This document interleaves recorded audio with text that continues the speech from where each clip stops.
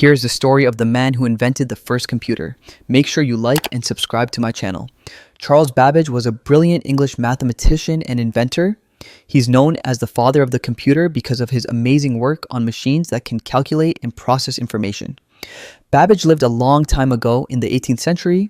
He was working on math problems and got tired of making mistakes. So he wanted to create a machine that could do the calculations for him. This led him to design the difference engine, a machine that could do math automatically. Later, Babbage designed an even better machine called the analytical engine.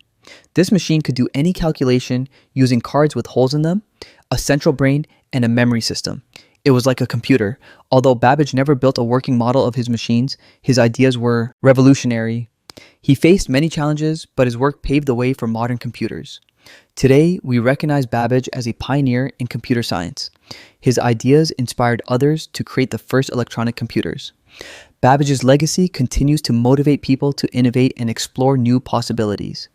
In short, Charles Babbage was a genius who laid the foundation for modern computers.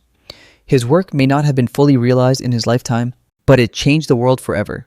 If this video is helpful, like and subscribe to my channel for more content like this. This is Focus Trends. Thank you very much and see you in the next video.